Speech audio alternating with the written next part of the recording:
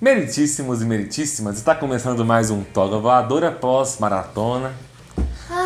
Estamos aqui novamente em cenário improvisado, porque passamos o dia maratonando. Maratona é assim, é cada vez num lugar, cada dia na casa de um. E aí a gente vem falar com vocês sobre a série que a gente tem falado já nas últimas semanas, Altered Carbon, que estreou no dia 2 de fevereiro, ontem, na Netflix. Antes de falarmos qualquer opinião nossa, é importante lembrar que esse vídeo é uma parceria do Toga com a página Altered Carbon da Depressão. O link da página tá aí na descrição e vocês podem curtir ela lá no Facebook.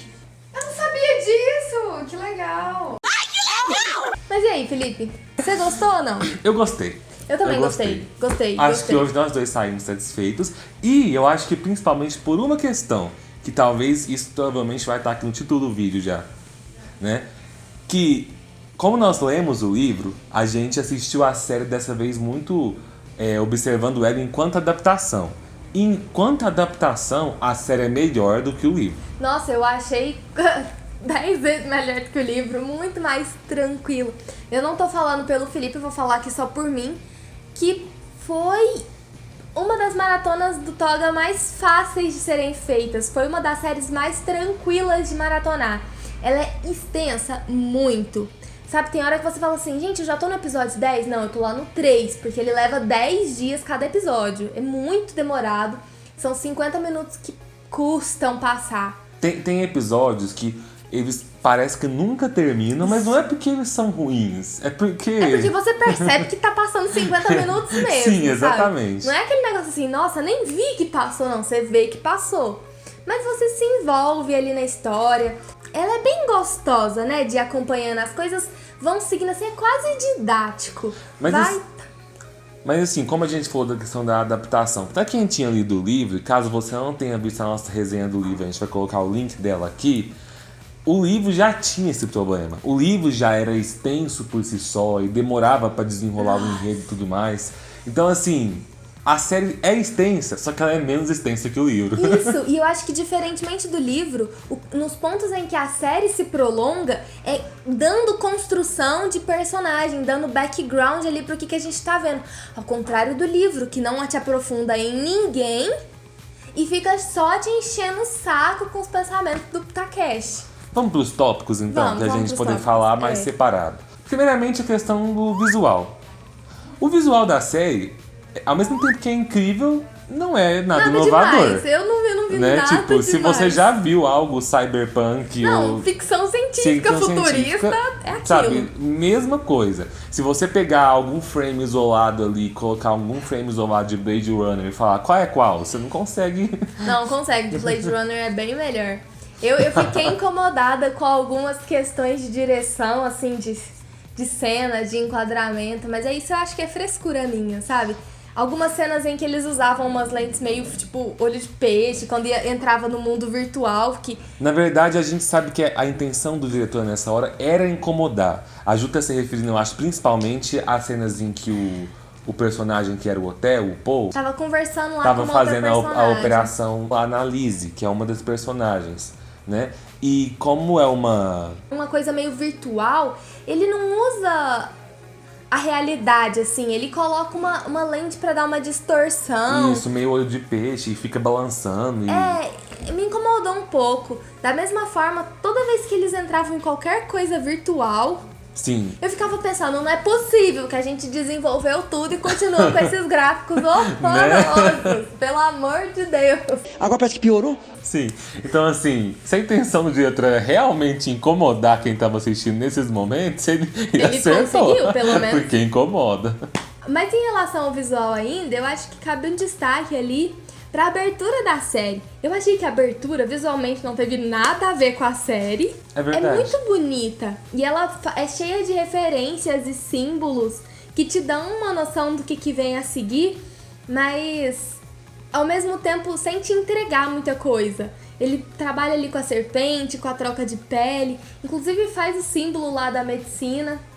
É muito legal. Bom, e no final de cada episódio eles sempre colocavam alguma imagem em dourado, né, de uma forma bem bonita de se ver, mas que a gente não conseguiu enxergar algum significado, né? Eu tenho um palpite aqui, porque me lembrou muito de Fringe. Fringe, em cada final de episódio, eles colocavam alguma imagem com algum símbolo, né?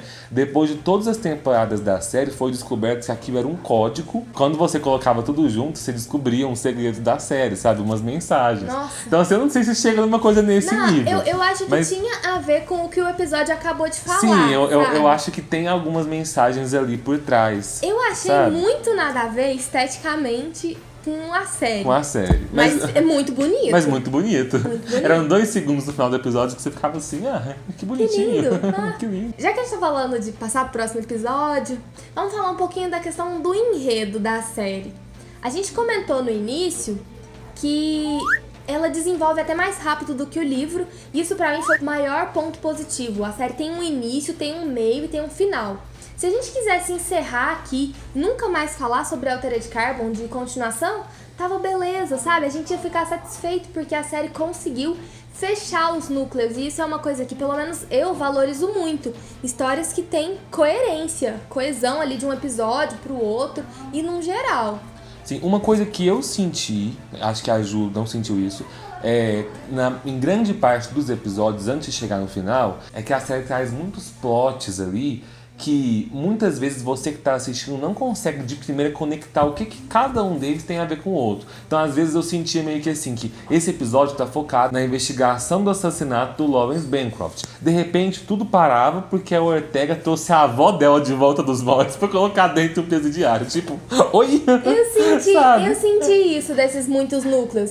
Mas ela é uma série tão rasa, sabe? Ela não tem profundidade.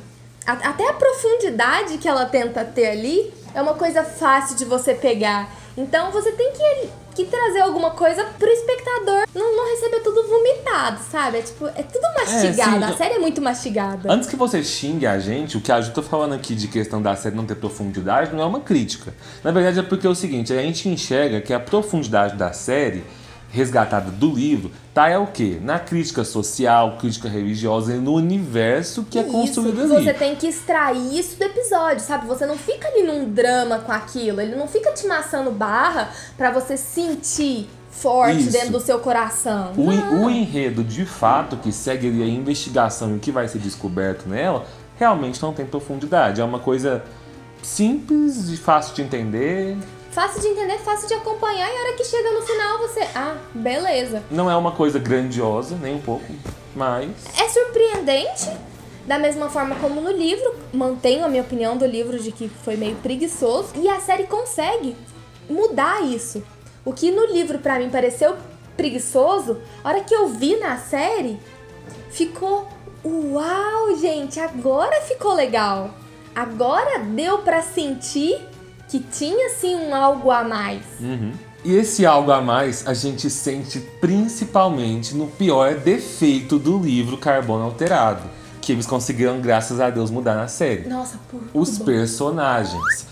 Quando a gente lê o livro, se você viu o nosso vídeo, você sabe que a gente não se cativou por nenhum dos personagens. A gente simplesmente não consegue se importar com ninguém. E isso foi uma coisa que, felizmente, eles conseguiram trazer personagens muito carismáticos. Achei as atuações... Ok. Não foi nada fora do comum, mas... Vamos destacar aqui alguns pontos. O protagonista, primeiramente, o Takeshi Kovacs. Eu vi muitas críticas diferentes em relação à atuação do John Kinnaman. Eu achei ele um ator ok. Ele não é nem ruim, mas ele também não tem nada espetacular. A gente não vai dar um prêmio pra ele por causa dessa série. Sim, só que é porque assim, o personagem Takeshi Kovacs no livro era tão ruim, era tão difícil se identificar com ele, que tipo, eu achei o Takeshi Kovacs da série bom. Gente, eu assisti anotando as coisas e eu coloquei aqui assim, desse jeito. Uau, Takeshi é carismático. A Ju falou uma coisa pra mim mais cedo que fez toda a diferença. Eles não mudaram tanto a personalidade do Takeshi, mas eles deram amigos pra ele. Right. Eles colocaram alguém ali pra ele se importar e pra você se importar junto com ele, diferentemente do livro. Que, em questão de personagens, essa foi, por exemplo, uma das adaptações que eu mais curti. O Vernon Elliot, que é o pai da Lizzie Elliot, ele simplesmente passa ali pelo livro, né? E ele se tornou um personagem regular ali na série, né? Meio que o sidekick ali do do E Takeshi. foi interessante, porque aí você tem o personagem principal se relacionando com outras pessoas no dia a dia, porque no livro a gente tem praticamente ele com a Miriam, com a Ortega, e nada é uma coisa assim, estou te seguindo, te ajudando, te acompanhando. A série fez um bom papel nisso. O que me lembra do Hotel, que pra mim era o melhor personagem do livro, é um dos melhores personagens da série. Sofreu uma adaptação gigantesca. Porque o hotel, que se chamava Hendrix no livro, ele era completamente tecnológico. Ele não assumia, assim, de fato, uma fisionomia humana. Até no livro ele é meio que o Jarvis ali do Homem de Ferro. Ele interage, mas é tudo muito tecnológico. A série não, a série quis resgatar a nostalgia lá do... Como é que o Hotel chamam? Transilvânia? Da civilização antiga, com Edgar Allan Poe, o Corvo ali, aquela coisa sinistra. E fizeram um personagem que serviu muito bem para aquela discussão de o que torna alguma coisa humana ou não, aquela linha tênue entre a inteligência artificial e o quanto isso é artificial e o que torna ela mais humana. Dando destaque nisso para a cena em que o Paul, o hotel, se encontra com as outras inteligências artificiais que coordenam outros estabelecimentos da cidade. Aquela cena pra mim foi super American Gods, sabe? De uma forma positiva, não copiada, mas assim, com muitas reflexões e que curti bastante, vale uma menção honrosa. Pra fechar os personagens, vamos falar da melhor personagem da série. Christine Ortega. Pessoal, a gente que teve a oportunidade de ver o elenco lá na Comic Con, a Marta Higareda era de longe a atriz mais animada, mais carismática. Mais empolgada com tudo aquilo. Então assim, na Comic Con a gente não sabia ainda quem ela ia interpretar, só que a gente já tava empolgado, né, com ela. Com ela. E ela é uma atriz fantástica. Ela cumpriu muito bem ali do papel dela de policial, transtornada com tudo que acontece. Ai, eu amei tanto eles usarem o idioma.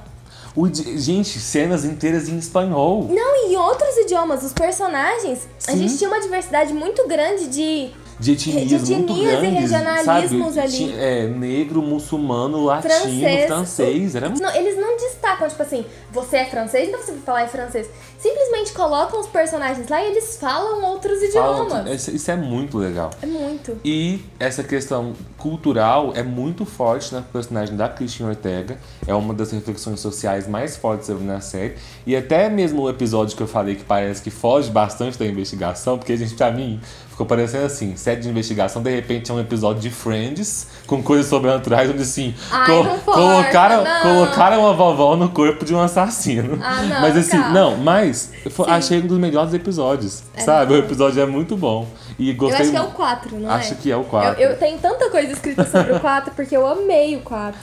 Ela é a melhor personagem da série. Com tudo isso, a gente percebe uma coisa que a gente já previa no vídeo de resenha do livro, né? E a gente tem mais certeza agora. Como é importante você fazer uma adaptação que você vai acrescentar na história do livro aspectos sociais que às vezes não eram tão discutidos naquela época. Sim. E, tipo, eu acho que a Ju que tem que falar isso enquanto menina do vídeo, né? Mas, tipo assim, eu achei muito legal a construção das mulheres, né? Eu tenho algumas ressalvas. Eu acho que eles substituíram algumas personagens que eram femininas no livro e que não são. Mas essa substituição fez com que a gente não tivesse tanta objetificação de algumas personagens. O que eu achei interessante. E a gente tem a Christine Ortega a série inteira sendo muito badass. A gente sentiu, né? Quase que ela era protagonista, quase isso. Ela era protagonista, e isso impacta a gente. As 3 grandes personagens da série são mulheres. E tem uma que é uma mulher, que é a Ava, no livro ela é a Irene, só que ela tá ali no corpo de um homem, mas, tipo assim, você sabe que ela é uma mulher, ela não te deixa esquecer disso, sabe? Eu concordo com que a gente não tem que falar assim, as protagonistas femininas são fortes, porque, gente, toda mulher é forte, só dela existir, dela tá ali dentro daquela sociedade. E tantos anos no futuro, a sociedade continua com esse machismo, com esses estereótipos. Mas assim, nós temos mulheres ali representando muito bem todo esse poder, toda essa força que a gente tem, tanto do bem quanto do mal, sabe? Tendo nuances, tendo passados, não sendo só instrumento de construção de roteiro. E isso pra mim é 10/10. Já que a gente tá nesse negócio de falar das mulheres da série, Tem uma coisa que me incomodou. A gente comentou no vídeo de fatos pra saber que eles mudaram bastante coisa. E eu acho até que você falou mais cedo. Eles mudaram muitos personagens, colocaram personagens novos, trocaram. E uma das grandes mudanças é que uma das personagens principais do livro, no caso da série, vem a ser, na série apenas, irmã do Takeshi. Foi legal que a gente começou a conhecer ela desde o início da série. Mas esse fato de ter colocado ela como irmã trouxe vários problemas pra mim. A possessividade dela, eu achei que chegou a ser spoiler. Caso não queira receber spoilers, pule 10 segundos do vídeo. Sexualizado, sabe? O tanto que ela queria o irmão dela, pra ela. Ficou estranho. Mas eu acho que era isso, parte da construção desse personagem. Isso é parte da construção do personagem. É meio que assim, os reflexos meio traumáticos que ficaram nela, porque depois de uma infância completamente abusiva. Não, muito abusivo. A relação dela com o irmão é muito abusiva. É muito abuso, sabe? Na verdade, a série tem muitos relacionamentos abusivos de várias formas. Isso é bem legal de reparar. Sim. Mas esse em específico, nossa, eu ficava angustiada dela falando que... Mas era porque ela amava ele, mas ela tinha feito aquilo por causa dele. Sabe, tipo, fazendo essa pressão psicológica nele. Mas isso rendeu uma das cenas mais intensas, assim, da série. Foi ótimo. Mas, já que a gente não falou nenhum ponto negativo específico, esse foi um ponto que, pra mim, foi negativo. Me incomodou. No geral, ainda com esse detalhe, todos os personagens são bem mais desenvolvidos que no livro. E é por isso que a série Altered Carbon, na primeira temporada, merece 4 estrelas. Sim, né? Uma nota 4, mas com aquela ressalva de que, gente, foi só mais uma série. Sim, ela A poderia... Netflix, é porque eu acho que a Netflix apostou muito nela, assim, com a Sim. gente. Eu acho que criou mais expectativa. Ela não foi tudo isso. Ela poderia ter ganhado um 5 se ela tivesse investido em coisas mais originais. Ela não ganha um 5, então não é porque ela tem defeitos que tiram a última estrela dela. É simplesmente porque ela não é uma série que você vai ficar assim, que vai ficar na sua memória pra sempre. Melhor série da vida, sabe? Não é assim. Não. Então 4 estrelas tá bem razoável. Não é tão relevante assim, mas é muito gostoso de assistir. Extraiam o máximo que você puder ali do subtexto da série, da crítica social que ela faz.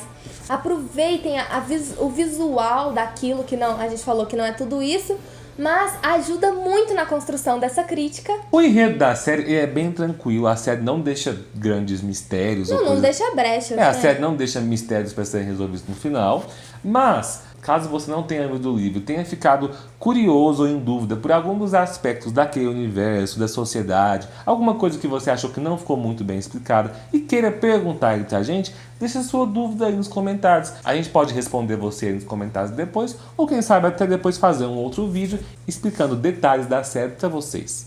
Então, gente, eu acho que é isso, né? Se vocês assistiram, deixem nos comentários. Se vocês ainda não assistirem, deixem nos comentários o que vocês estão esperando. Se vocês vão assistir ou não. É isso. Até a próxima! Até a próxima!